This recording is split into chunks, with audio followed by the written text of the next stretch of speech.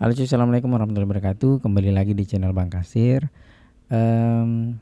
Gue pengen informasi lagi ke teman-teman bahwa kerjaan gue kesehariannya yaitu jaga toko, belanja stok barang, dan melayani pembeli. Jadi itu keseharian gue coy. Namun gue juga salah satu orang yang menyukai sepak bola, apalagi yang berkaitan dengan timnas dan juga Barcelona coy. Tapi tidak menutup kemungkinan gue juga menonton pertandingan-pertandingan yang menarik, apalagi pertandingan Premier League ya coy. Jadi banyak pertandingan seru di Premier League. Untuk hari ini itu kita akan bahas perkembangan timnas Indonesia ya coy ya. 2 hari ini sih sudah marak sekali pemberitaan tentang pelatih baru timnas Indonesia, yang sebetulnya 2 hari ini tuh sudah mengkerucut menjadi 2 nama ya. Jadi ada asisten pelatih Liverpool, Van Bronckhorst ya, dan juga yang kedua itu John Herman. Tapi per hari ini tuh justru John Herman itu berada di pole position yang akan mengisi kursi kepelatihan timnas Indonesia coy.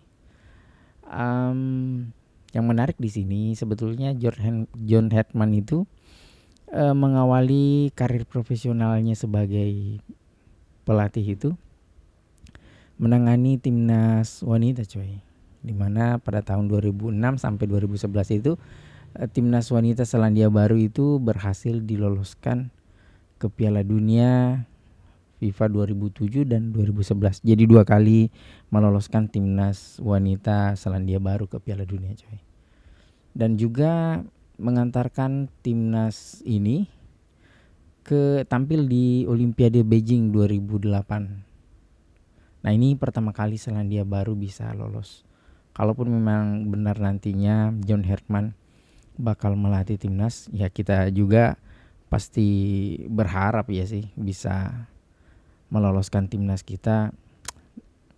Namun itu terlalu jauh sih coy. Jadi sebelumnya ada banyak tantangan yang harus dihadapi John Herman kalau misalkan memang sudah berhasil menangani timnas kita ya.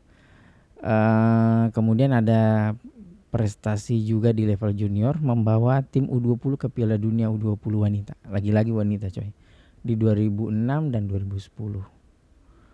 Prestasi lainnya juga itu juara Oceania 2010. Lumayan berprestasi ya coy ya. Cuma ini kan berbeda, timnas wanita dan pria itu pasti berbeda. Tapi itu bukan tidak menghilangkan fakta bahwa ya beliau cukup berprestasi pada saat menukangi timnas wanita Selandia Baru. Kemudian selanjutnya setelah 2011 itu berganti ke timnas wanita Kanada, lagi-lagi timnas wanita lagi pada tahun 2011 sampai 2018 coy. Jadi lumayan lama sih. 2 klub ini itu lumayan lama ditukangi sama John Herman. Dan prestasi yang dibawakan oleh berhasil diraih oleh John Herman ini di timnas wanita Kanada juga lumayan sih coy. Tidak kalah pada saat menukangi timnas wanita Selandia Baru, justru di Olimpiade itu malah meraih 2 medali perunggu secara berturut-turut. Jadi pada saat 2008 di Beijing itu timnas Selandia Baru berhasil diboyong, berhasil meloloskan 2 kali berturut-turut. Justru di Olimpiade berikutnya itu berhasil meraih 2 perunggu berturut-turut di Olimpiade 2012 dan 2016 di Rio. Piala Dunia yang dicapai di timnas wanita Kanada itu mencapai perempat final coy. Dan berhasil membawa timnas wanita Kanada itu ke peringkat ke-6 di Piala Dunia Wanita FIFA 2015. Kemudian ada prestasi lain yaitu Pan American Games, meraih medali emas pada tahun 2011. lumayan berprestasi. Hanya saja prestasi yang moncer itu di timnas wanita coy. Barulah kemudian di tahun 2018 sampai 2023 itu menukangi timnas putra Kanada. Nah inilah yang berhasil menembus Piala Dunia 2022 terakhir ya. Ini pertama kali timnas Kanada masuk ke Piala Dunia itu dalam kurun waktu 36 tahun. Sejak 1986 itu terakhir Kanada masuk ke Piala Dunia.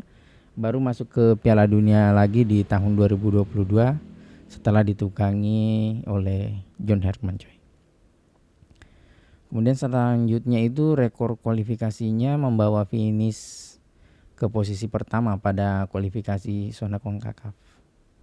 Dan ranking FIFA yang berhasil disabet oleh timnas Kanada ini bisa itu jauh coy, dari peringkat ke-72 ke peringkat 33. Lumayan sih. Di CONCACAF Nation League juga berhasil menjadi runner up pada tahun 2023. Dan yang tak kalah menarik coy, ini ada catatan tak terkalahkan, itu berhasil mencatatkan rekor 17 pertandingan tak terkalahkan selama periode 2021-2022. Namun setelah itu selepas menukangi timnas Kanada, beliau bergabung di salah satu klub MLS ya, di Toronto FC. Tapi hanya berlangsung beberapa bulan saja sih. Ia terakhir menukangi klub Toronto FC itu di November 2024. Cukup menarik sih coy.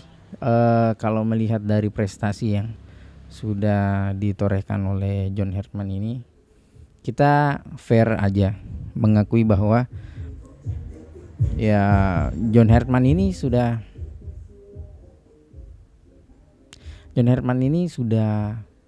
berhasil meloloskan semua timnas yang dia tukangi itu, semua lolos ke Piala Dunia. Fair ya. Jadi semua yang ditukangi itu berhasil lolos ke Piala Dunia. Baik itu Selandia Baru 2007 dan 2011. Kemudian Kanada itu di 2015 dan juga dapat perunggu di 2 Olimpiade itu nggak mudah coy. Jadi memang cukup dari CV-nya sih bagus. Kita harus fair. Cuma coy, yang ingin gue bahas juga di sini, tantangan melatih timnas kita itu kan juga kita ketahui bahwa cukup unik coy. Ditambah lagi fans kita itu pasti memiliki fans kita itu memiliki ekspektasi yang tinggi coy. Dan tidak bisa dipungkiri bahwa fans kita itu, kita sebisa mungkin bisa meraih hasil terbaik. Kalaupun kita kalah, setidaknya cara kalahnya itu kayak gimana gitu. Jadi kalau misal pun kita kalah, kita akan menerima dengan catatan pemain sudah bermain maksimal dan strategi pelatih itu berjalan dan tidak miskin taktik lah ya istilahnya. Dan kalaupun misalkan gagal, kita tidak bisa pungkiri bahwa pelatih siapapun yang akan di-hire oleh PSSI selanjutnya itu pasti akan selalu berada di balik bayang-bayang Sintayong coy. Gak bisa dipungkiri, ketika timnas tidak perform atau mendapatkan hasil buruk, kita coba bisa lihat coy. Di Singapura nama Sintayong bergema, di Arab Saudi nama Sintayong bergema lagi. Bahkan di Jakarta sekalipun, bahkan di GBK nama Sintayong bergema. Jadi tidak bisa dipungkiri siapapun pelatihnya selanjutnya pasti akan kita dukung. Tapi ketika timnas mendapatkan hasil yang tidak memuaskan lah bagi fans, pasti nama Sintayong akan bergema lagi coy. Sekali lagi coy, kita sebagai fans timnas siapapun pelatihnya, kita akan selalu dukung di belakangnya, baik itu mendukung dari depan TV ataupun teman-teman yang langsung terjun ke nonton langsung di stadion nih coy ya. Dan fans kita itu kurang apa lagi, kurang gimana lagi ngedukungnya. Away ke Singapura, away ke Australia, ke Jepang, ke manapun akan selalu ada coy. Jadi memang militan. Kita lahir di negara yang betul-betul sangat mencintai sepak bola. Agak-agak gimana gitu ya. Sampai kita beberapa tahun kemarin belum pernah bermimpi sekalipun untuk berlaga ke Piala Dunia. Akan tetapi mulai dari tahun 2024 pada akhirnya kita menaruh harapan tinggi agar timnas kita bisa bermain di Piala Dunia 2026. Akan tetapi semua lulu lantak di tahun 2025 setelah pemecatan pelatih di pertengahan kualifikasi Piala Dunia tahun 2024 kemarin. Oke, sekian untuk video kali ini. Mudah-mudahan siapapun pelatihnya, semoga bisa membawa timnas kita berprestasi coy. Oke, sekian untuk video kali ini. Assalamualaikum warahmatullahi wabarakatuh.